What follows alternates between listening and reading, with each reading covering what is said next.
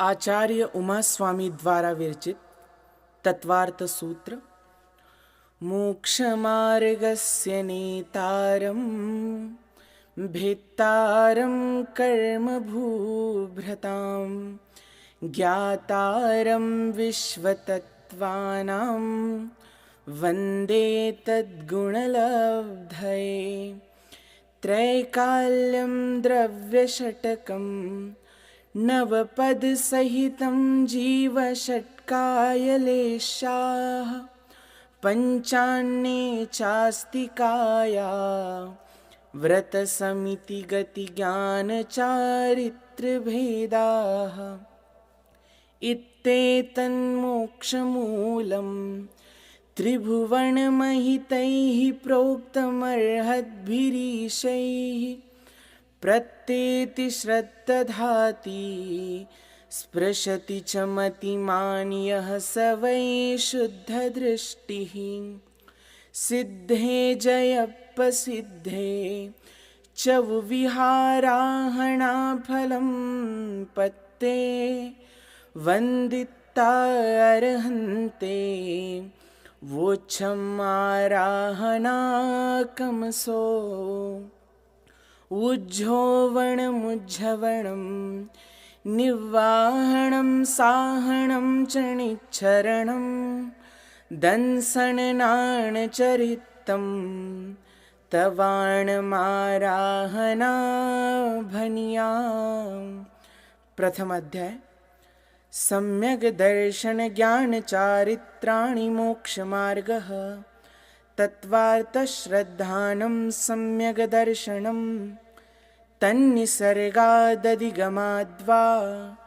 जीवाजीवास्रवबन्धसंवरनिर्जरामोक्षास्तत्त्वं नाम स्थापनाद्रव्यभावतस्तन्यासः प्रमाणनयैरधिगमः निर्देशस्वामित्वसाधनाधिकरणस्थितिविधानतः सत्सङ्ख्याक्षेत्रस्पर्शन कालान्तरभावाल्पबहुत्वैश्च मतिश्रुतावधिमनःपर्ययकेवलानि ज्ञानं तत्प्रमाणे आद्ये परोक्षं प्रत्यक्षमन्यत् मतिः स्मृतिः संज्ञा चिन्ताभिनिबोधयित्यनर्थान्तरम् तदिन्द्रियाणीन्द्रियनिमित्तम् अवग्रहेहावायधारणाः बहुविधक्षिप्रानिःसृतानुक्तध्रुवाणां सेतराणाम् अर्थस्य व्यञ्जनस्यावग्रहः न चक्षुरणीन्द्रियाभ्यां श्रुतं मतिपूर्वं द्व्यनेकद्वादशभेदं भवप्रत्ययोऽवधिर्देवनारकाणां क्षयोपशमनिमित्तः षड्विकल्पशेषाणां ऋजुविपुलमतिमनःपर्ययः विशुद्धप्रतिपाताभ्यां तद्विशेषः विशुद्धिक्षेत्रस्वामिविषयेभ्योऽवधिमनःपर्ययोः मतिश्रुतयोर्निबन्धो द्रव्येष्वसर्वपर्यायेषु रूपिष्ववदेः तदनन्तभागे मनःपर्ययस्य सर्वद्रव्यपर्यायेषु केवलस्य एकादीनि भाज्यानि युगपदेकस्मिन्नाचतुर्भ्यः मतिश्रुतावदयो विपर्ययश्च सदसतोर्विशेषाद्यदृच्छोपलब्धेरुन्मत्तवत् नैगमसङ्ग्रहव्यवहारर्जुसूत्रशब्दसमभिरूढैवं भूतानयाः इति तत्वार्थाधिगमे मोक्षशास्त्रे प्रथमोऽध्यायः। द्वितीय अध्याय। औपशमिकक्षायिकौ भावौ मिश्रश्च जीवस्य स्वतत्त्वमौदैकपारिणामिकौ च द्विनवाष्टादशैकविंशतित्रिभेदा यथाक्रमं सम्यक्त्वचारित्रे ज्ञानदर्शनदानलाभभोगोपभोगवीर्याणि च ज्ञानाज्ञानदर्शनलब्धयश्चतुस्त्रिपञ्चभेदाः सम्यक्त्वचारित्रसंयमाश्च गतिकषायलिङ्गमिथ्यादर्शनाज्ञानासंयता सिद्धलेश्च चतुश्चतुस्त्रेकैकैकषड्भेदाः जीवभव्याभव्यत्वानि च उपयोगो लक्षणं सद्विविधोष्टचतुर्भेदः संसारिणो मुक्ताश्च समनस्कामनस्काः संसारिणस्त्रसस्थावराः पृथिव्यप्तेजो वायुवनस्पतयः स्थावराः द्वीन्द्रियादयस्त्रसाः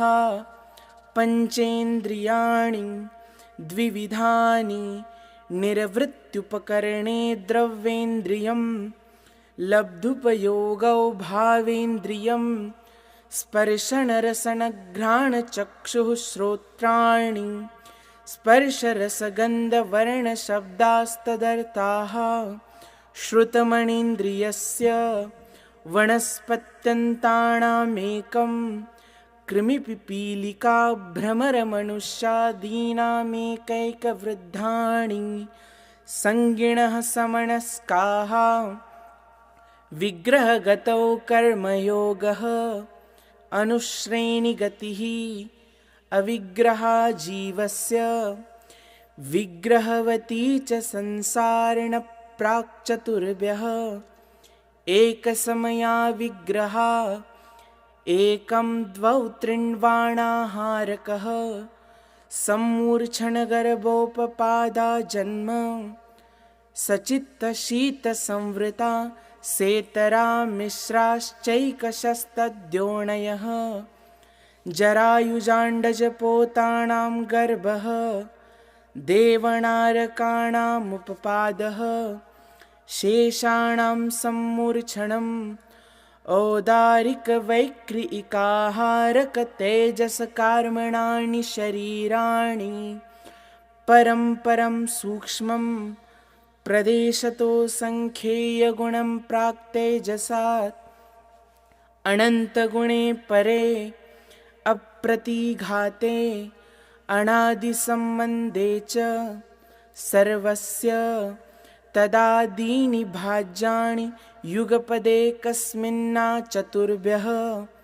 निरुपभोगमन्त्यं गर्भसम्मूर्छनजमाद्यम् औपपादिकं वैक्रियिकं लब्धिप्रत्ययञ्च तेजसमपि शुभं विशुद्धमव्याघाति चाहारकं प्रमत्तसंयतस्यैव नारकसम्मूर्छिनो नपुंसकानि न देवाः शेषास्त्रिवेदाः औपपादिकचरमोत्तमदेहा संख्येयवर्षायुषो नपवर्त्यायुषः इति तत्त्वार्थादिगमे मोक्षशास्त्रे द्वितीयोऽध्यायः। तृतीय अध्याय रत्नशर्करा वालुका पङ्कधूमतमो महातमप्रभा भूमयो घणाम्बुवाताकाशप्रतिष्ठा सप्ताधोदः तासु 30 पंचविंशति पंचदशदशत्रिपञ्चोनैकनरकशतसहस्राणि पञ्च चैव यथाक्रमं नारकाणित्या शुभतरलेशा परिणामदेहवेदनाविक्रियाः परस्परोदीरितदुःखाः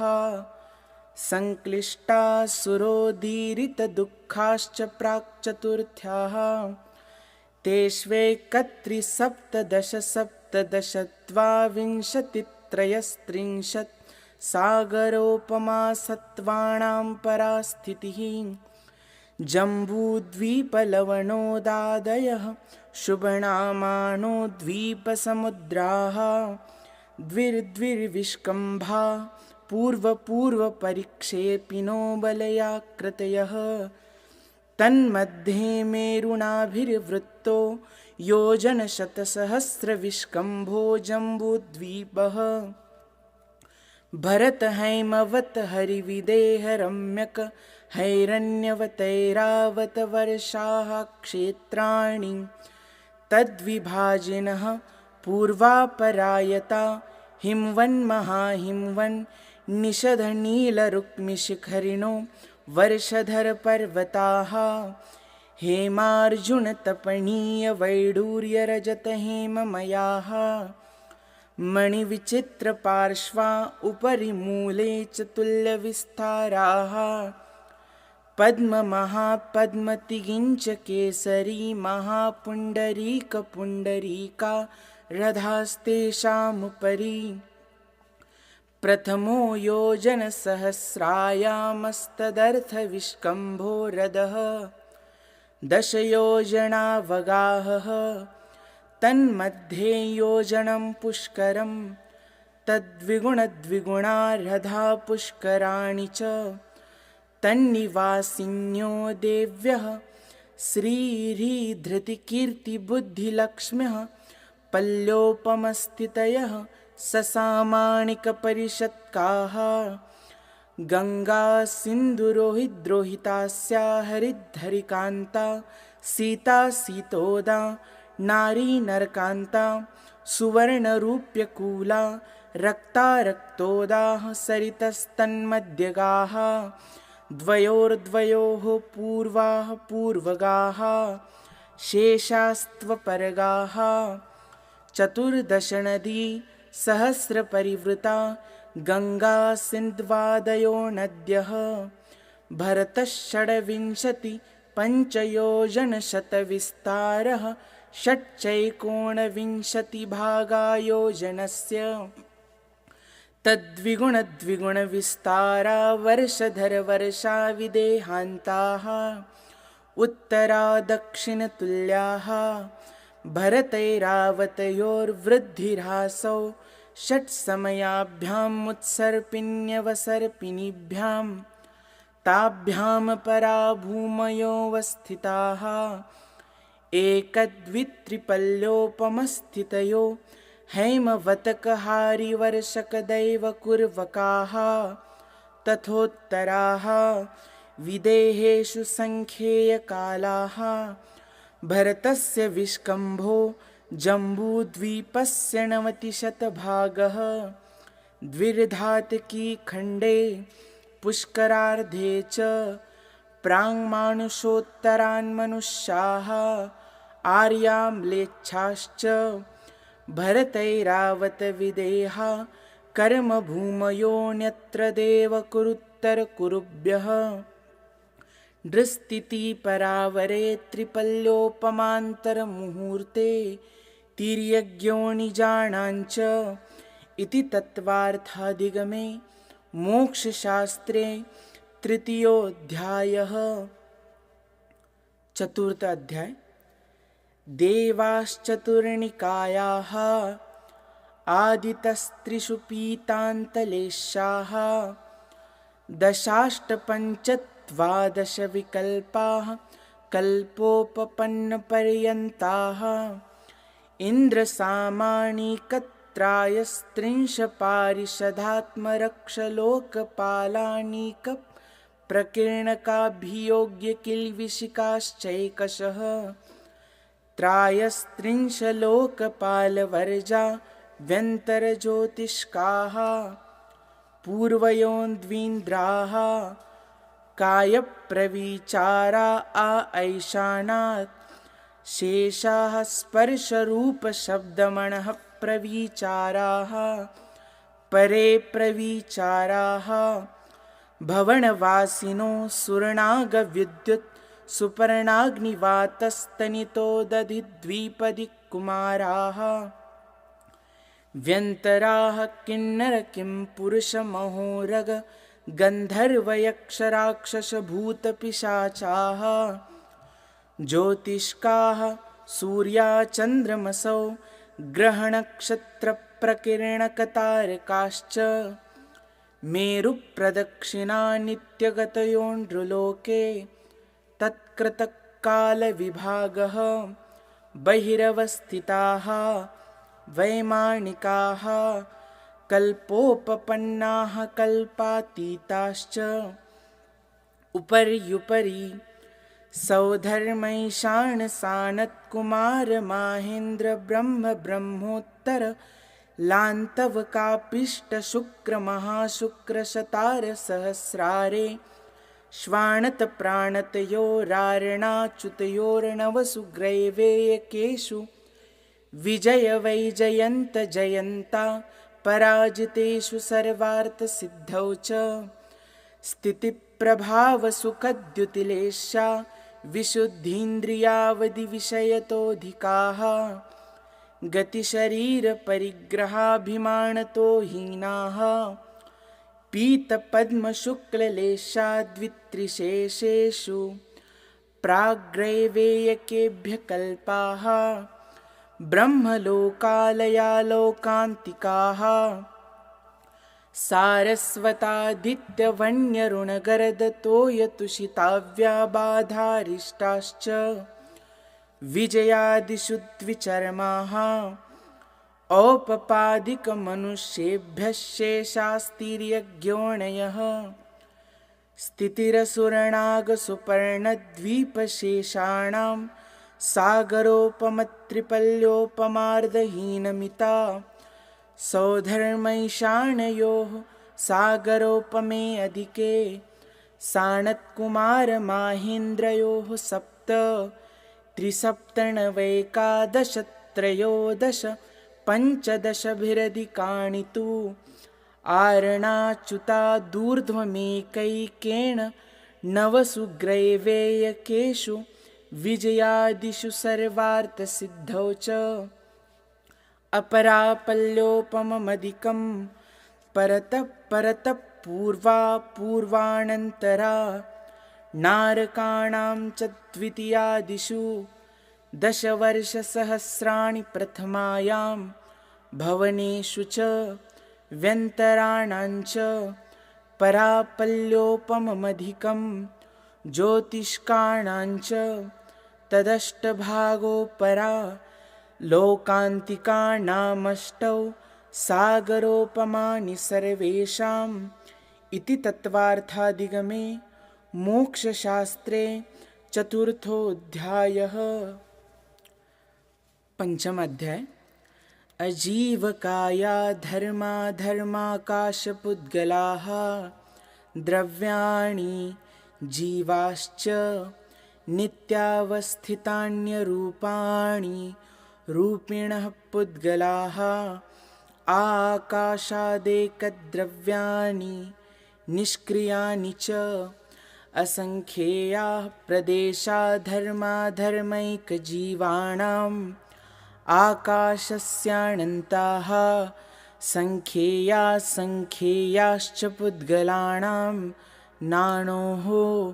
लोकाकाशे वगाहः धर्माधर्मयोः कृत्स्ने एकप्रदेशादिषु भाज्यः पुद्गलानाम् असंख्येयभागादिषु जीवानां प्रदेशसंहारविसर्पाभ्यां प्रदीपवत् गतिस्थित्युपग्रहो धर्माधर्मयोरुपकारः आकाशस्यावगाहः शरीरवाङ्मनःप्राणापानाः पुद्गलानां सुखदुःखजीवितमरणोपग्रहाश्च परस्परोपग्रहो जीवानां वर्तनापरिणामक्रियाः परत्वापरत्वे च कालस्य स्पर्शरसगन्धवर्णवन्तः पुद्गलाः शब्दबन्धसौक्ष्म्यस्थौल्यसंस्थानभेदतमश्छायातपोद्योतवन्तश्च अनवः स्कन्धाश्च भेदसङ्गातेभ्य उत्पद्यन्ते भेदादनुः भेदसङ्गाताभ्यां चाक्षुषः सद्द्रव्यलक्षणम् उत्पादव्ययद्रव्ययुक्तं सत्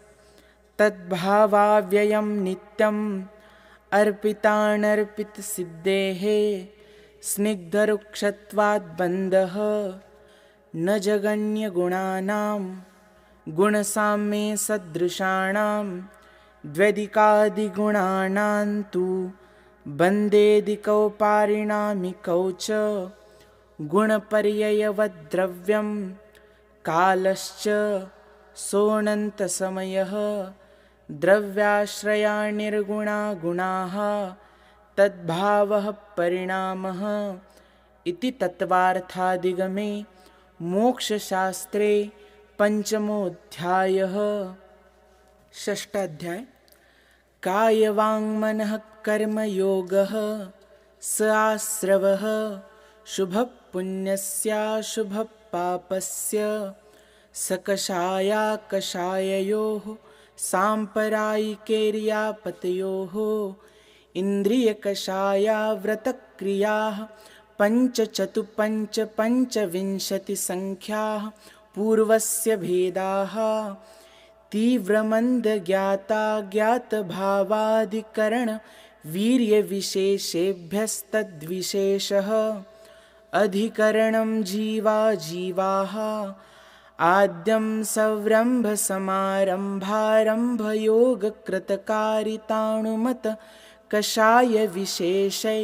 स्त्रीस्त्रीस्त्रीश्चतुश्चैकशः निर्वर्तनानिक्षेपसंयोगनिसर्गा द्विचतुर्द्वित्रिभेदाः परं तत्प्रदोषनिन्नवमात्सर्यान्तराया साधनोपघाता ज्ञानदर्शनावरणयोः दुःखशोकतापाक्रन्दणवधपरिदेव नान्यात्मपरोभयस्थान्य सद्वेद्यस्य भूतवृत्त्यनुकम्पादानसरागसंयमादियोगक्षान्तिः शौचमिति सद्वेद्यस्य केवलिश्रुतसङ्गधर्मदेवावर्णवादो दर्शनमोहस्य कषायोदयात् तीव्रपरिणामश्चारित्रमोहस्य बह्वारम्भपरिग्रहत्वं नारकस्यायुषः मायातैर्यज्ञोनस्य अल्पारम्भपरिग्रहत्वं मानुषस्य स्वभावमार्दवञ्च निश्शीलव्रतत्वं च सर्वेषां सरागसंयमा कामनिर्जरा बालतपांसि दैवस्य सम्यक्त्वञ्च योगवक्रता विसंवादन चाशुभस्य नाम्नः तद्विपरीतं शुभस्य दर्शनविशुद्धिर्विनयसम्पन्नता शीलव्रतेष्वनतिचारो भीक्ष्णज्ञानोपयोगसंवेगौ शक्तितस्त्यागतपसि साधुसमाधिर्वैयावृत्यकरणमहरदाचार्य बहुश्रुतप्रवचनभक्तिरावश्यका परिहानिर्मार्गप्रभावणा प्रवचनवत्सलत्वमिति तीर्थकरत्वस्य परात्मनिन्दा प्रशंसे सदसद्गुणोच्छादनोद्भावने च नीचैर्गोत्रस्य तद्विपर्ययो नीचैर्वृत्त्यनुत्सेकौ चोत्तरस्य विघ्नकरणमन्तरायस्य इति तत्त्वार्थाधिगमे मोक्षशास्त्रे षष्ठोऽध्यायः। सप्तमाध्याय हिंसानृतस्तेया ब्रह्मपरिग्रहेभ्यो विरतिर्व्रतं देशसर्वतोऽनुमहति तत्स्थैर्यार्थं भावनाः पञ्च वाङ्मनोगुप्तिर्या दाननिक्षेपणसमित्या लोकितपानभोजनानि पञ्च क्रोधलोभभीरुत्वहास्यप्रत्याख्यानान्यनुवीचिभाषणं च पञ्च शून्यागारविमोचिता वासपरोपरोधा करणभैक्षशुद्धिसधर्मा विसंवादाः पञ्च स्त्रीरागकथा श्रवणतन्मनो हराङ्गनिरीक्षणपूर्वरतानुस्मरण वृश्येष्टरस स्वशरीरसंस्कारत्यागाः पञ्च मनोज्ञामनोज्ञेन्द्रियविषयरागद्वेषवर्जनानि पञ्च हिंसादिष्विहामुत्रापायावद्यदर्शनं दुःखमेव वा मैत्रीप्रमोदकारुण्यमाध्यस्थ्यानि च सत्त्वगुणाधिकक्लिश्यमाणा विनयेषु जगत्कायस्वभाववा संवेगवैराग्यार्थं प्रमत्तयोगात् प्राणव्यपरोपणं हिंसा असदभिधानमनृतम् अदत्तादानं स्तेयं मैथुनमब्रह्म मूर्छापरिग्रह निश्शल्यो व्रती अगार्यनगारश्च अणुव्रतो गारी दिग्देशानर्थदण्डविरतिसामायिकप्रोषधोपवासोपभोग परिभोगपरिमाणातिथि संविभागव्रतसम्पन्नश्च मारणान्तिकीं सल्लेखनां जोषिता शङ्काकाङ्क्षा विचिकित्सान्यदृष्टिप्रशंसा संस्तवाः सम्यग्द्रष्टेरतिचाराः व्रतशीलेषु पञ्च पञ्च यथाक्रमं बन्धवदच्छेदातिभारारोपणान्नपाननिरोधाः मिथ्योपदेशरहोभ्याख्यानकूटलेखक्रिया न्यासापहारसाकारमन्त्रभेदाः स्तेन प्रयोगतदाहृता दानविरुद्धराज्यातिक्रम हीनाधिकमानोन्मानप्रतिरूपकव्यवहाराः परविवाहकरणे त्वरिका परिग्रहिता गमनानङ्गक्रीडा कामतीव्राभिनिवेशाः क्षेत्रवास्तु हिरण्यसुवर्णधनधान्य दासीदासकुप्यप्रमाणातिक्रमाः ऊर्ध्वाधस्तीर्यव्यतिक्रमक्षेत्रवृद्धिस्मृत्यन्तराधानानि आनयनप्रेष्यप्रयोगशब्दरूपानुपातपुद्गलक्षेपाः कन्दर्पकौत्कुच्यमौकर्या समीक्षाधिकरणोपभोगपरिभोगानर्थक्यानि योगदुष्प्रणिधानानादरस्मृत्यनुपस्थानानि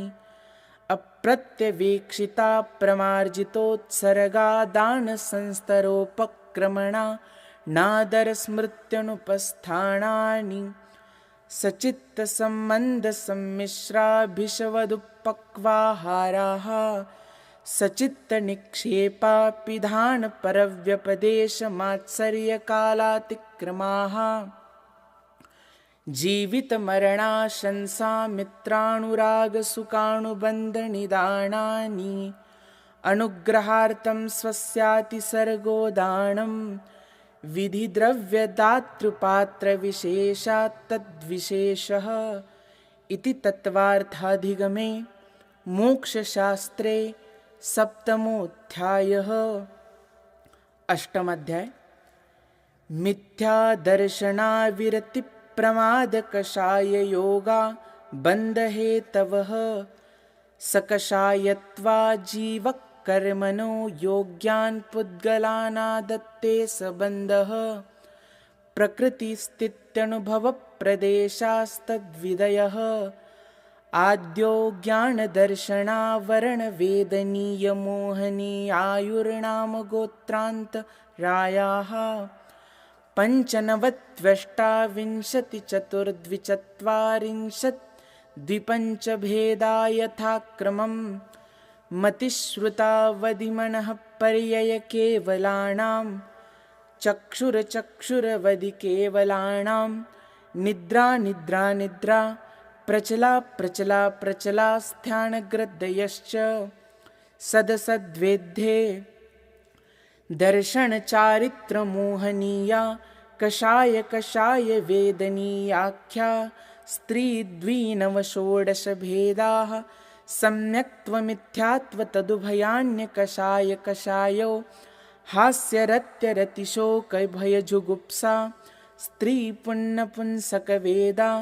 अनन्तानुबन्ध्यप्रत्याख्यान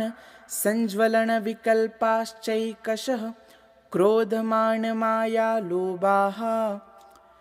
नारकतैर्यज्ञोणमानुषदैवानि गतिजातिशरीराङ्गोपाङ्गनिर्माणबन्धन सङ्घातसंस्थानसंहनन स्पर्शरसगन्धवर्णानुपूर्व्या गुरुलघूपघातपरघाता तपोद्योतोच्छ्वासविहायोगतयः प्रत्येकशरीरत्रससुभगसुस्वर शुभसूक्ष्मपर्याप्तिस्थिरादेययशः कीर्तिसेतराणि तीर्थकरत्वं च उच्चैर्नीचैश्च दानलाभभोगोपभोगवीर्याणाम् आदितस्त्रिसृणामन्तरायस्य च त्रिंशत्सागरोपमकोटिकोट्यः परास्थितिः सप्ततिर्मोहनीयस्य विंशतिर्नामगोत्रयोः त्रयस्त्रिंशत्सागरोपमान्यायुषः अपरा द्वादशमुहूर्ता वेदनीयस्य नामगोत्रयोरष्टौ शेषाणामन्तर्मुहूर्ता विपाकोऽनुभवः स यथा नाम ततश्च निर्जरा नाम प्रत्ययाः सर्वतो योगविशेषात् सूक्ष्मैकक्षेत्रावगाः स्थिताः सर्वात्मप्रदेशेष्वनन्तानन्तप्रदेशाः सद्वेद्यशुभायुर्नामगोत्राणि पुण्यम् अतोऽन्यत् पापम् इति तत्त्वार्थाधिगमे मोक्षशास्त्रे अष्टमोऽध्यायः। नवमोऽध्याय आश्रवनिरोधः संवरः सगुप्तिसमिति धर्मानुप्रेक्षा परीशः जयचारित्रैः तपसा निर्जरा च सम्यग्योगनिग्रहो गुप्तिः ईर्याभाषैषणादाननिक्षेपोत्सर्गाः समितयः उत्तमक्षमा मार्दवार्जव शौचसत्यसंयमतपस्त्यागा किञ्चन्यब्रह्मचर्याणि धर्मः अनित्या शरणसंसारेकत्वा न्यत्वा शुच्यास्रव संवरनिर्जरा लोकबोधिदुर्लभधर्मस्वाख्या तत्त्वानुचिन्तनमनुप्रेक्षाः मार्गाच्चवननिर्जरार्थं परिशोढव्याः परीशहाः क्षुप्तिपासा शीतोष्णदंशमशकनाग्न्यारतिस्त्री चर्या निषेध्या शय्याक्रोशवदयाचना लाभरोगतृणस्पर्शमलसत्कारपुरस्कार प्रज्ञाज्ञानादर्शनानि सूक्ष्मसाम्पराय छद्मस्तवीतरागयोश्चतुर्दश एकादशजिने बादरसाम्पराये सर्वे ज्ञानावरणे प्रज्ञाज्ञाने दर्शनमोहान्तराययोर्दर्शनालाभौ चारित्रमोहे नाज्ञारतिस्त्रीनिषद्याक्रोशयाचना सत्कारपुरस्काराः वेदनीये शेषाः एकादयो भाज्या युगपदेकस्मिन्नैकोनविंशतेः सामायिकच्छेदोपस्थापना परिहारविशुद्धि सूक्ष्मसाम्पराय यथाख्यातमिति चारित्रम् अनशनावमौदर्यवृत्तिपरिसङ्ख्यानरसपरित्यागविविक्तशय्यासन कायक्लेशाबाह्यं तपः प्रायश्चित्तविनयवैयावृत्त्यस्वाध्यायव्युत्सर्गध्यानान्युत्तरम्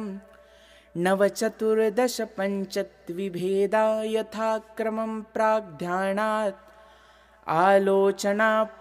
विक्रमण तदुभय विवेक व्युत्सर्ग तपश्चेद परिहारोपस्थापनाः ज्ञान दर्शन चारित्रोपचाराः आचार्योपाध्याय तपस्वी शैक्षग्लान गणकुल संग साधु मनोज्ञानां वाचना प्रच्छणानुप्रेक्षाम्नाय धर्मोपदेशाः बाह्याभ्यन्तरोपद्योः उत्तम संहननस्यैकाग्रचिन्ता निरोधो ध्यानमान्तर मुहूर्तात् आर्तरौद्रधर्म्य शुक्लानि परे मोक्ष हेतुः आर्तम मनोज्ञस्य संप्रयोगे तद्विप्रयोगाय स्मृति समन्वाहारः विपरीतं मनोज्ञस्य वेदनायाश्च निदानञ्च तद्विरतदेशविरतप्रमत्तसंयतानां हिंसानृतस्तेयविषयसंरक्षणेभ्यो रौद्रमविरतदेशविरतयोः आज्ञापाय विपाकसंस्थानविचयाय धर्म्यं शुक्ले चाद्ये पूर्वविदः परे केवलिनः पृथक्त्वैकत्ववितर्कसूक्ष्मक्रियाप्रतिपातिविपरतक्रियानिवर्तीनि त्रेकयोगकाययोगायोगानाम् एकाश्रये सवितर्कविचारे पूर्वे अविचारं द्वितीयं वितर्कः श्रुतं विचारोर्थव्यञ्जनयोगसङ्क्रान्तिः सम्यक् दृष्टिश्रावकविरतानन्तवियोजक दर्शनमोहक्षपकोपशमकोपशान्तमोहक्षपक क्षीणमोहजिनाः क्रमशो सङ्ख्येयगुणनिर्जराः पुलाकबकुशकुशलनिर्ग्रन्थस्नातका निर्ग्रन्थाः संयमश्रुतप्रतिसेवनातीर्थलिङ्गलेशोपपाद स्थानविकल्पतः साध्याः इति तत्त्वार्थाधिगमे मोक्षशास्त्रे नवमोऽध्यायः। दशमोऽध्याय मोहक्षयाज्ञानदर्शनावरणान्तरायक्षयाच्च केवलं बन्धहेत्वभावनिर्जराभ्यां कृत्स्नकर्मविप्रमोक्षो मोक्षः औपशमिकादिभव्यत्वानाञ्च अन्यत्र केवलसम्यक्त्वज्ञानदर्शनसिद्धत्वेभ्यः तदनन्तरमूर्ध्वं गच्छत्यालोकान्तात् पूर्वप्रयोगादसङ्गत्वादबन्धच्छेदात् तथा गतिपरिणामाच्च आविद्धकुलालचक्रवत् व्यपगतले पालाभुवदेरण्डबीजवदग्निशिखावच्च धर्मास्तिकाया भावात् क्षेत्रकालगतिलिङ्गतीर्थचारित्रप्रत्येकबुद्धबोधित ज्ञानावगाहनान्तर संख्याल्पबहुत्वतः साध्याः इति तत्त्वार्थाधिगमे मोक्षशास्त्रे दशमोऽध्यायः। मोक्षमार्गस्य नेतारं भेत्तारं कर्मभूभृतां ज्ञातारं विश्वतत्त्वानां वन्दे तद्गुणलब्धये कोटिशतं द्वादश चैव कोट्यो लक्षाण्यशीतिस्त्र्यधिकानि चैव पञ्चाशदष्टौ च सहस्रसङ्ख्या मेतच्छ्रुतं पञ्चपदं नमामि अर्हन्तभासि यत्थं गणहरदेवेऽहं गन्थियं सौवं पनमामि भक्तिजुक्तो सुदनानमहो वयं शिरसा अक्षरमात्रपदस्वरहीनं व्यञ्जनसन्धिविवर्जितरेफं साधुभिरत्र मम क्षमितव्यं को न विमुह्यति शास्त्रसमुद्रे दशाध्याये परिच्छिन्ने तत्त्वार्थे पठिते सति फलं स्यादुपवासस्य भाषितं मुनिपुङ्गवै तत्त्वार्थसूत्रकर्तारं गृध्रपिच्छोपलक्षितं वन्दे गणीन्द्रसञ्जात मुमा स्वामी मुनीश्वरं जं सक्कयितं किरयि जं पणसक्कयितहेव सद्दहनं सद्दहमाणो जीवो पावै अजरामरं ठाणं तव यर्णं वयधरणं संयमसरणं च जीवदयाकरणम् अन्ते समाहि मरणं चौविह दुःखं निवारे। इति तत्त्वार्थसूत्रपरिणाम तत्त्वार्थादिगम मोक्षशास्त्रं समाप्तम्।